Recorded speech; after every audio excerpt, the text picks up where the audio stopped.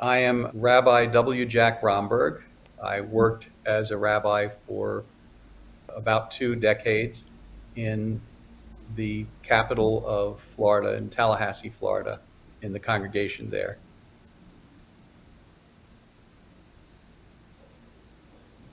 That has tremendous meaning because actually there are family members that were killed during the Shoah, during the Holocaust. And they may not have been departed right, on that date in October that you're, you know, talking about.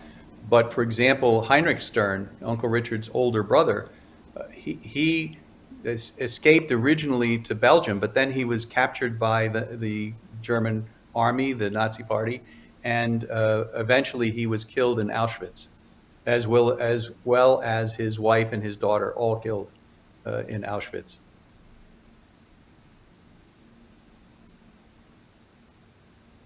Well, I grew up knowing that my family was from Germany because both of my parents were refugees, Jewish refugees from Germany.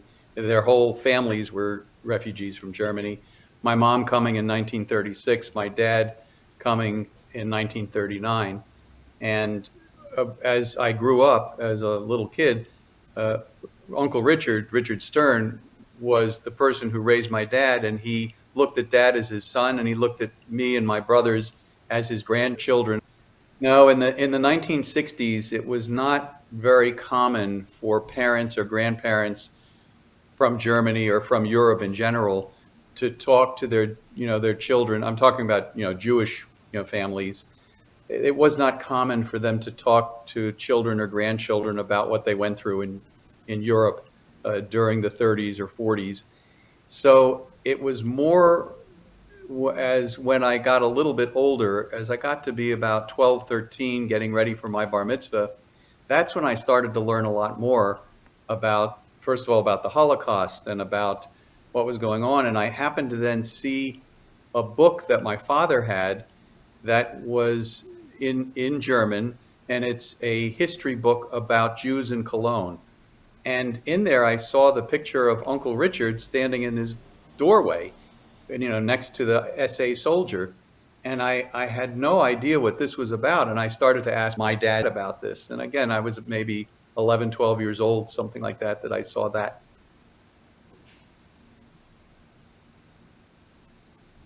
I had been contacted by a survivor of the Romberg family, somebody who would have been my dad's first cousin.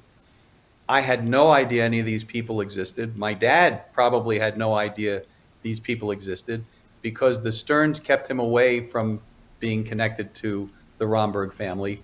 His father, Walter Romberg, was one of 13 siblings, and I had no idea of that. So finding a number of those siblings who did survive, I got a lot of interesting stories from them about what their parents did, how they got out of Germany, or also stories about those that never made out of Germany and got killed. So, for example, one of the Romberg family members was a very active member of the Democratic Party, the SDP, in Germany, and he still was active in 36, trying to be active in 36 against the Nazis, and he was killed because of that. So I learned that.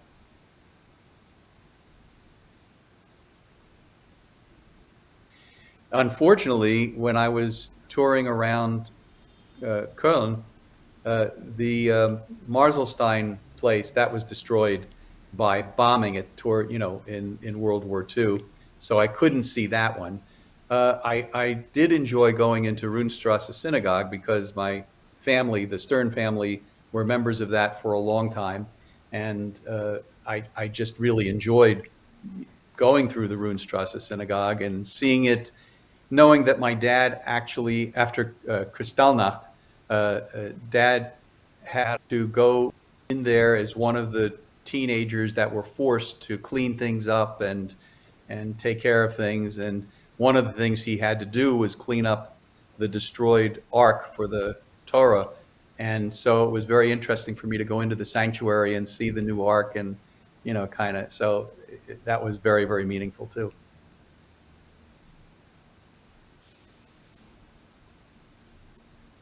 And I just realized that I needed to do something to to keep Uncle Richard's story available to people. It's too relevant. It's way too relevant to people today in terms of understanding how you stand up for things, how you should act as a human being.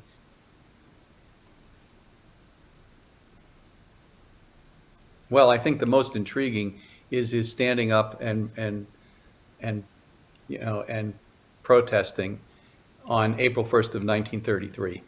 While I, as a child, admired him as an American hero, because I loved following those things as a kid, on TV and whatnot. And when I saw that Uncle Richard, had been a hero for the American Army, and you know, Dad had showed me the articles from New York newspapers and so forth, and that was great. But as an adult, I felt that his standing up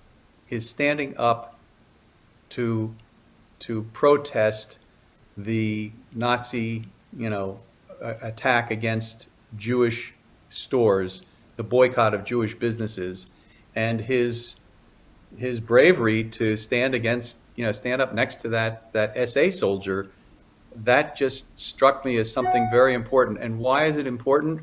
Because in America, for example, we still have to support African Americans, black people who are still they're still experiencing oppression by large numbers of other Americans. And how Uncle Richard stood up not just for the Jewish people but for civil rights is an important lesson to teach the rest of us here in America about how we should be standing up for human rights and for people who are getting oppressed.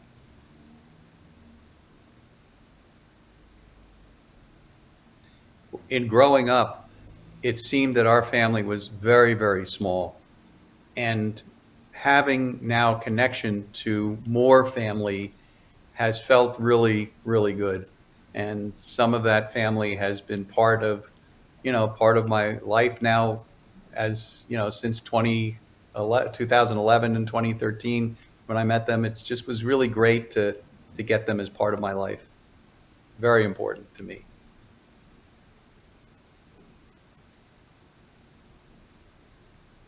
So then in getting to know Romberg, the Romberg family, as well as I have gotten to know them so far, there are numerous members who were deported or at some point sent to one of the either sent to one of the concentration camps, so or one of the ghettos.